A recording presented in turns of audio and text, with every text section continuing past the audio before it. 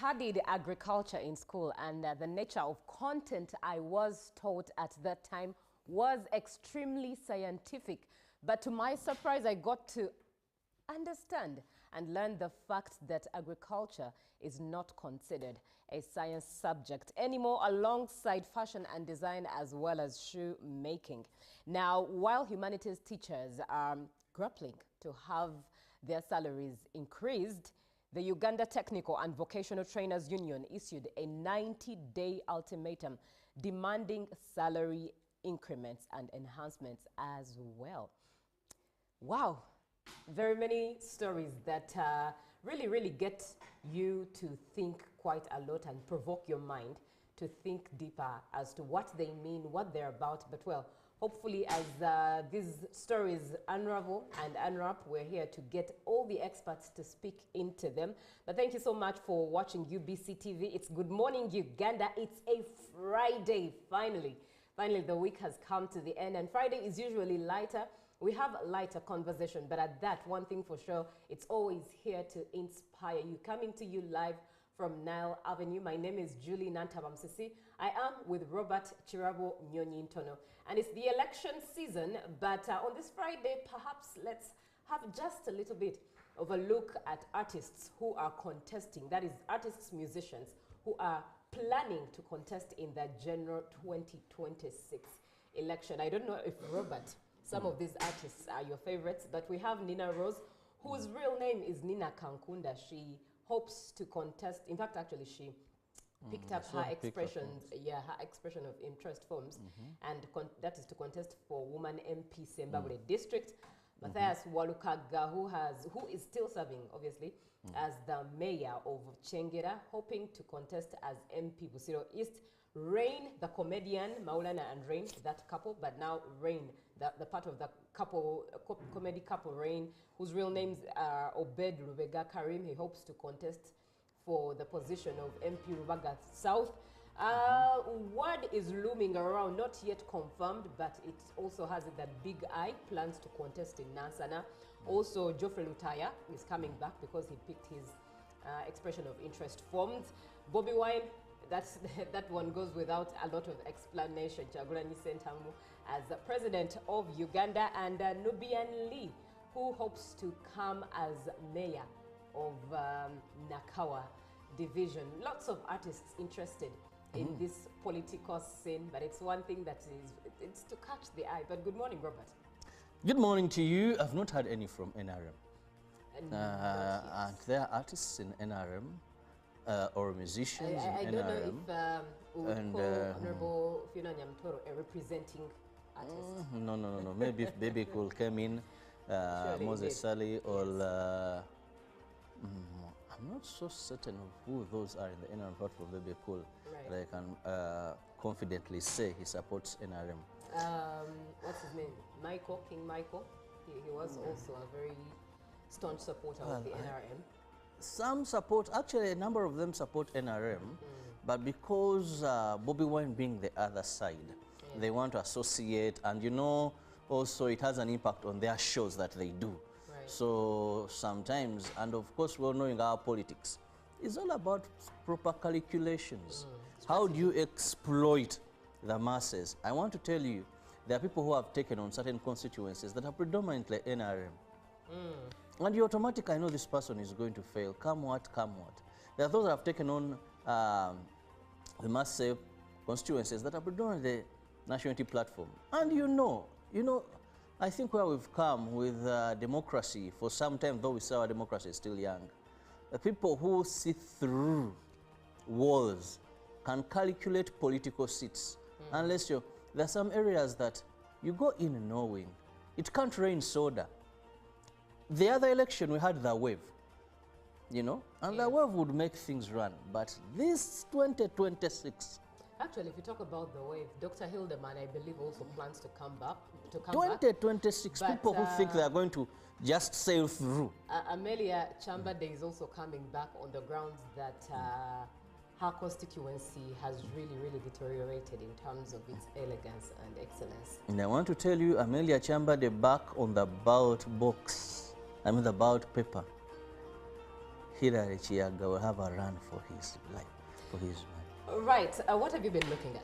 Well, of course, Israel and Iran. Right. No, these two countries are keeping me awake because every minute I want to know what is developing. And I want to see really how is this going to end. Right. Will mediation work? Here, then you hear rumors on this channel, so has been killed, confirmed. Then the next channel is saying, and these are international channels, by the way. So Israel and Iran. Then also the issue of security guards. There was an incident that happened in Buya where a security guard that was working with Ultimate, a security group, returned after being chased, I hear, then shot at the human resource manager, shot at another, and police came in and put him out of action, making 3 dead bodies. Now, I want to interest my government. These security guards we are talking about are working under very harsh conditions. True. I've interacted with one. Actually, one time I had to ensure that one who was guarding our father's home had to go, my parents' home, and we get at least one with a bow and arrow. You give so much money to the company. Are you aware that a security guard guarding a shopping mall, right, or a mall is getting 130 a month? But you who is giving the money to the company may be charging you 1.5 a month. Now, this young man, I usually interact with a number of them in some arcades in Machindia, wherever I go.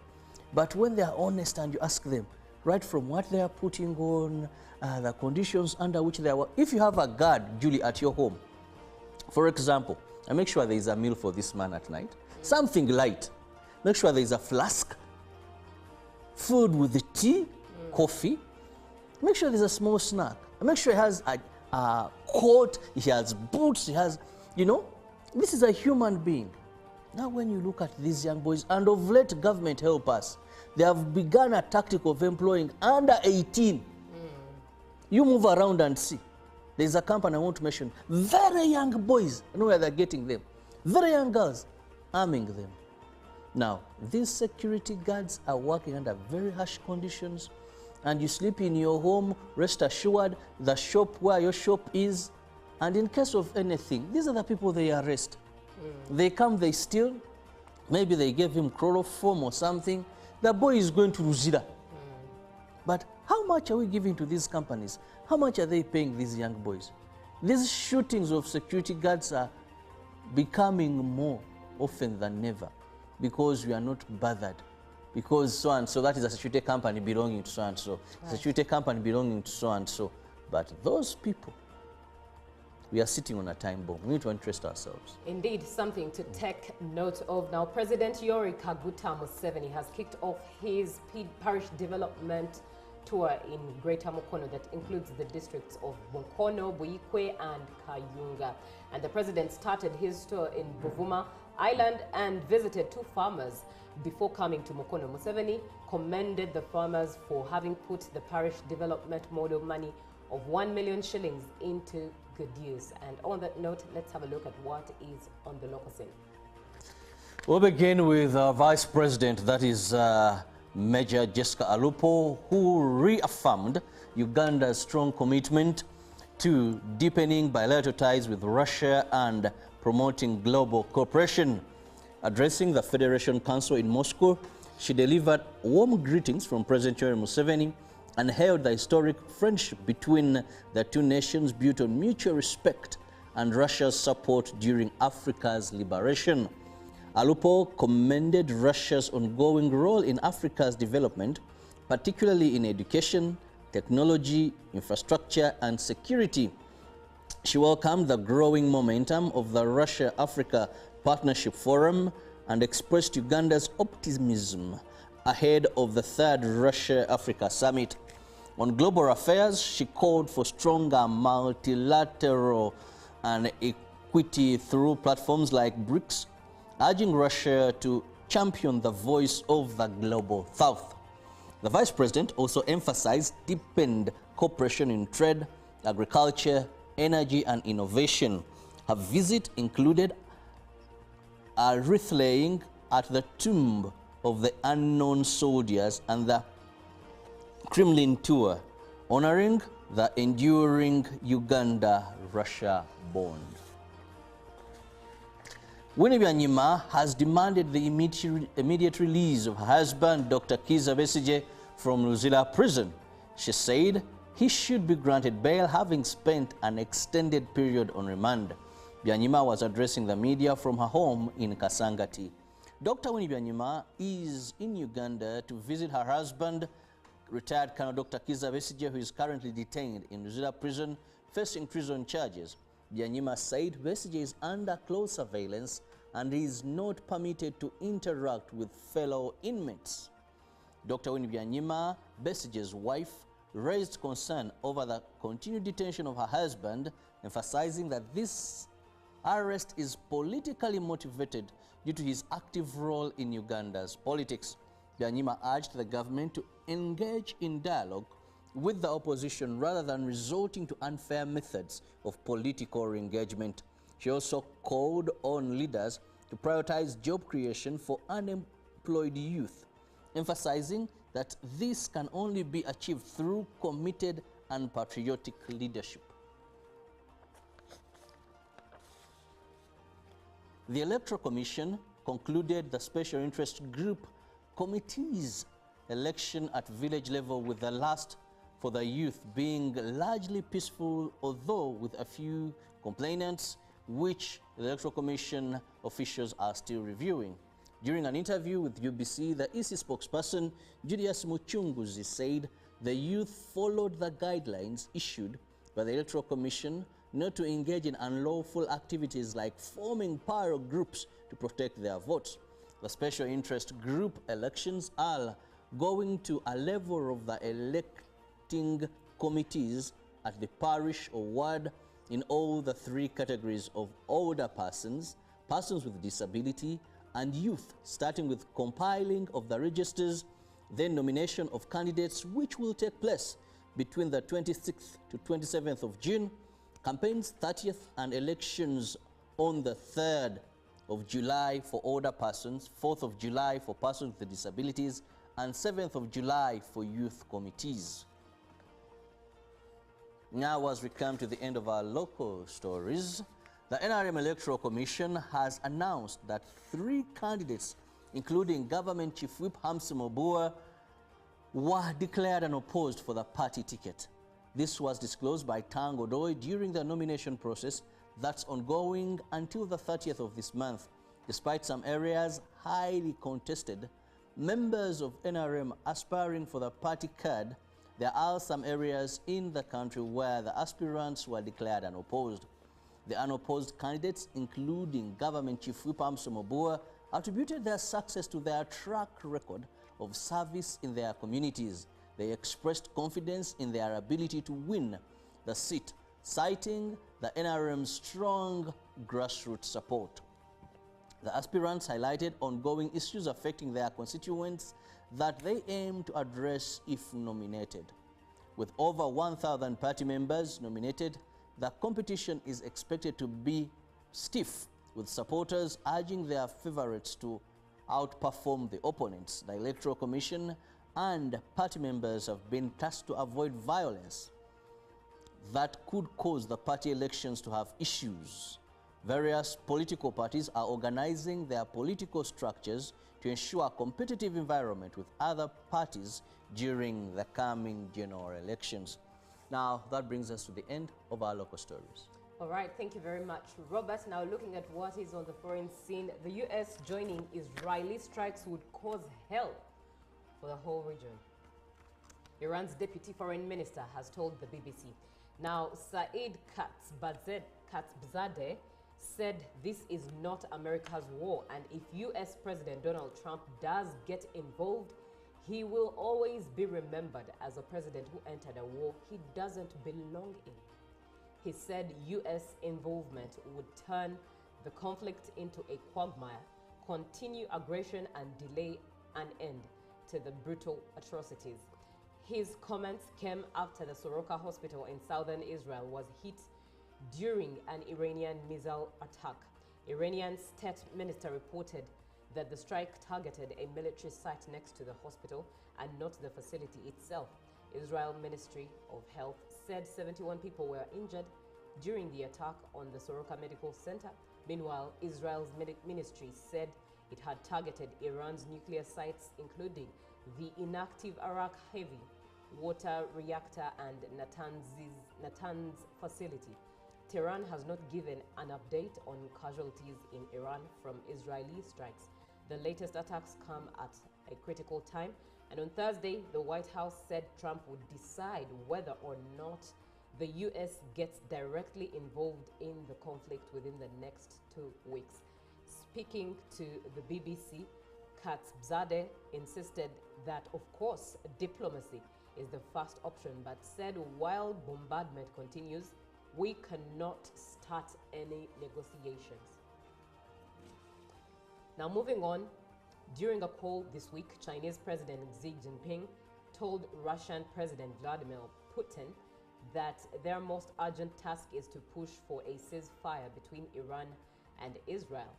Xi said that the parties to conflict, especially Israel, should cease hostilities as soon as possible to prevent the situation from spiraling further and to avoid the spread of war. According to a Chinese readout of the call, major countries with special influence on the parties to the conflict, a possible reference to the US, should work to stop the conflict and not extend it. Xi said that only dialogue and negotiations will end the fighting. Notably, absent from Xi's talking points were any remarks on who was at fault for instigating the conflict. Beijing was more explicit during a call between Chief Diplomat Wang Yi and Foreign Minister Oman this week, where Israel's attack on Iran was described as a violation of international law and norms and a threat to Iran's sovereignty. Now, coming back to the continent, a controversial South African opposition MP central to a row over race relations in the country has been denied entry to the UK. The Home Office said Julius Malema had been deemed non-conducive to the public. Pardon us.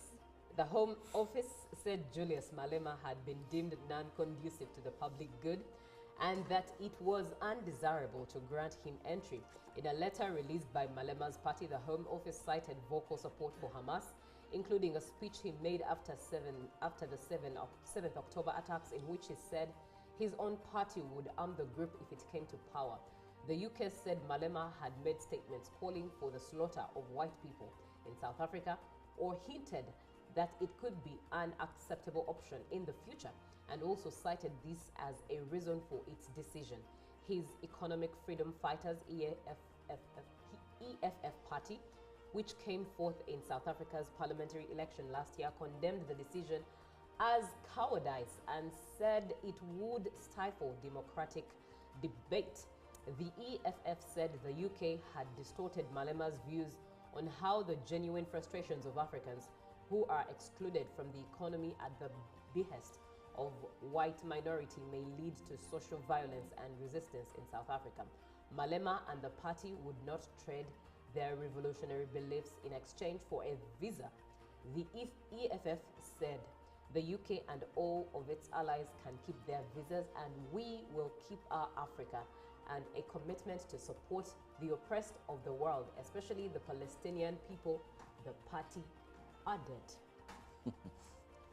To be Wow. honest, Yes. why would Malema even dream of that? Because he's had a lot of verbal artillery. I know, right? Verbal artillery. And he's so much of Pan-Africanism, if I may use that. The man is typical and against, but you don't blame But him. I don't know if Pan-Africanism has to have toxicity with it. You know, if you're a South African Yeah, and you know what happened during apartheid, that's true. That's and true. how our forefathers, because I carry that black pig in me, were treated, sometimes certain cases are exceptional. For how long? Because the justification doesn't. You see, when you forgive, don't forget. Exactly, but not forgetting in what sense? Do you Now, retaliate the same? I remember when one of the toxicity? presidents visited Donald Trump, Right. and they played footage of how whites I felt for sure if a drop in the ocean can sink deep and pain that much, what about us? Who our forefathers were chained, Wow, taken as dogs. that I mean, is a story Malema too. had no, why would he even dare? Because he knows what he stands for. Certain things you can predict, and no, this don't like me, don't love me, they will never like me. I don't have to bother to go there. But I like how they stood. They said, we shall not. You know, I'm for Africa. I have that problem. I'm for Africa. And I'm very pertinent about, and I don't want any African to forget. Let's have that at the back of our minds. Right, now in the interest of time, let's have a look at what is on the in the press today.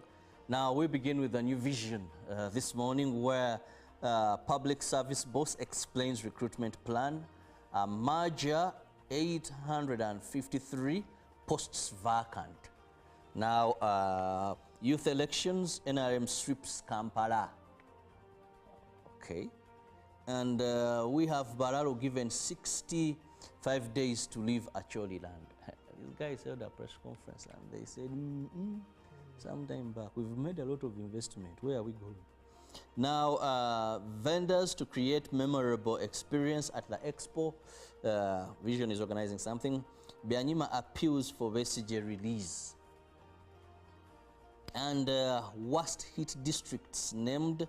Hit with what? Well, PDM fraud, worst hit districts. Now, this in some side we are getting success. This and Uganda hosts refugees from 32 countries. We are importing refugees. And we have how Demo Farm turned west into wealth. Now, let me go to the Daily Monitor. I'll begin with the scoop. How do men cope with mental issues? You ever thought about that? And this is Men's Mental Health Month. So much that we carry. And also, art teachers strike falls on deaf ears. And here we have youth pause, jubilation, heartbreaks as youth elect leaders from, that is 227 villages elected their leaders. And still here now, the lizard, when we talk about arts teachers strike, falls on deaf ears. Now the lizard comes and says it is because they caught a lot of Shakespeare. I don't know which, and I doubt if the lizard did sciences anyway. Interesting. Perhaps he did, but just a natural artist. Too much quoting and writing essays. Anyways, quickly looking at what is in the Citizen, just looking at the headline, Open for Business is a headline in the Citizen, and TSA's assurance as EU ban on Tanzanian airline raises concern. UK steps up support for Tanzania's energy transition. And looking at the Daily Nation, June 25th plans and anniversary daily prayers for peace, justice, as well as exhibitions for victims of last year's protests have already started. And different stories in there. This is what I'll do if you elect me in 2027. And that's a story in the Daily Nation. But quickly looking at what is in the Gazette. Contents in there: Marriage Act notice, Mining Act notice, Advocates Act notice, but also a notice to take note of, and that is a place for celebration of marriage in the exercise of a person conferred upon me by Section 5. The Marriage Act, I hereby license the place for public mentioned in schedule here to be a place of worship, to be a place for the celebration of marriages.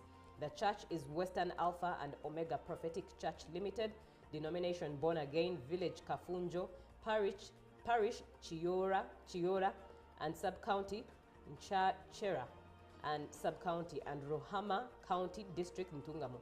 And this is as of the 16th day of April 2025, as by Honorable Norbert Mao, Minister of Justice and Constitutional Affairs.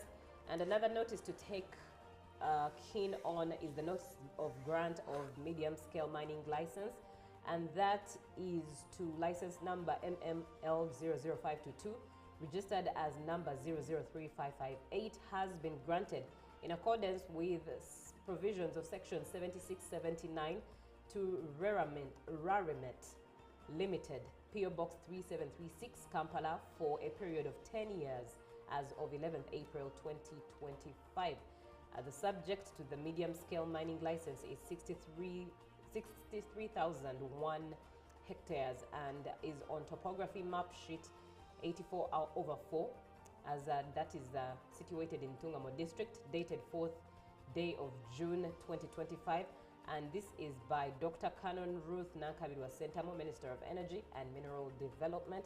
And one last notice to take note of is the new appointment replacements to Board of Governors. And that is in the exercise of powers conferred by Section 29 of the Education, Pre-Primary, Primary and Post-Primary Cap 247. I hereby appoint the following persons to be Board of Governors of Namanoga Secondary School with effect from 21st March 2025. Foundation body representatives include Mr. Buyinza Samuel, Mr. Kamya Nganda Muhammad, Mr. Zahaki Experito, Mr. Kajoba Abdul, and Miss Chisache Sarah. And parents representatives include Miss Namisango Safina and Miss Nakaima Florence. And that wraps it up for what we have in the dailies. Let's have a short break with the song Good Idea, That's Vibes. Live from UBC Studio.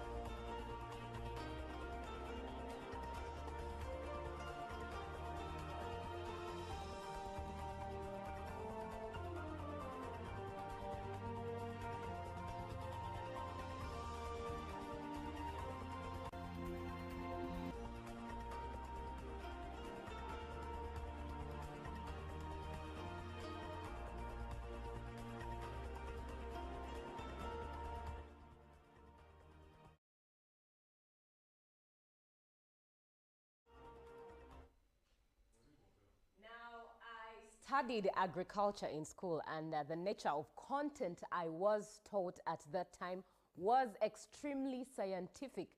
But to my surprise, I got to understand and learn the fact that agriculture is not considered a science subject anymore, alongside fashion and design as well as shoemaking.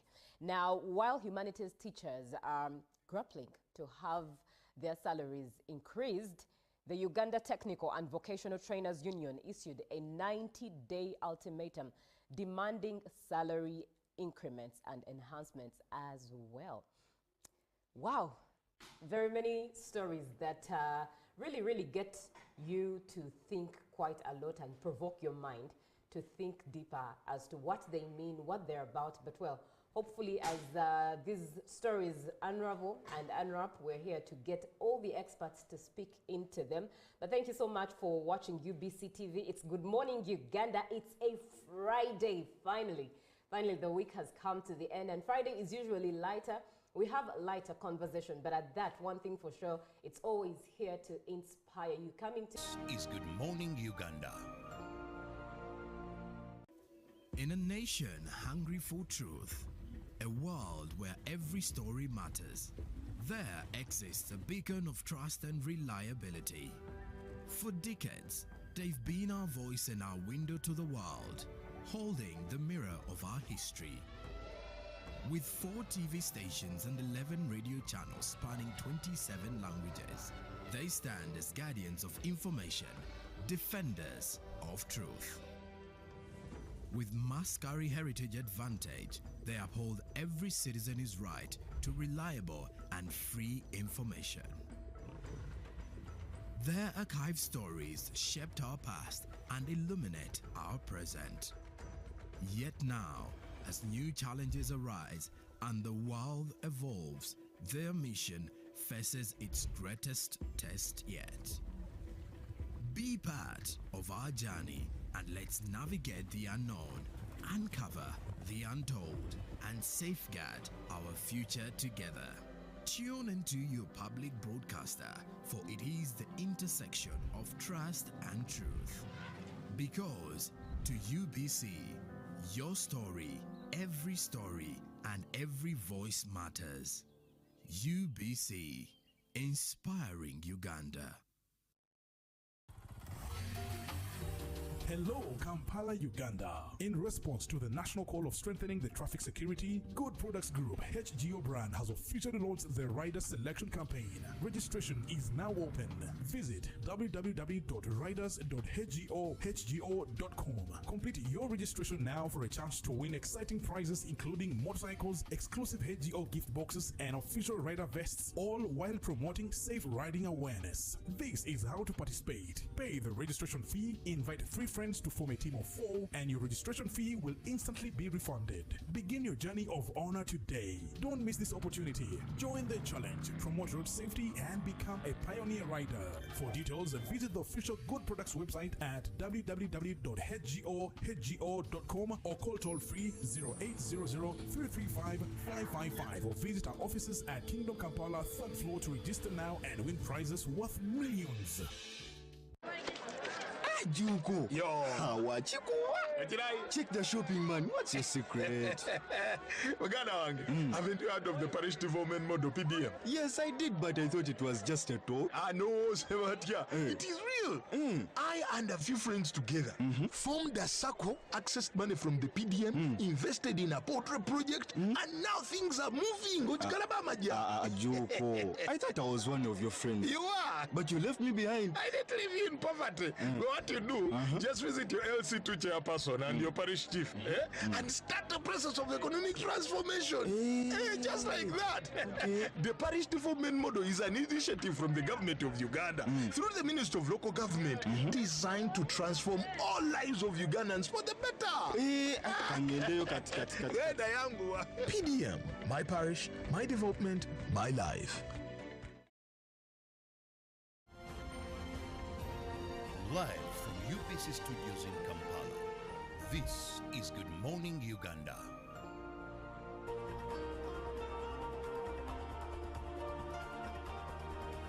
As we look forward to celebrating 40 years of shaping minds and changing lives at San Giovanni School, Machiro in Kanungu District. Once again, good morning and thank you so much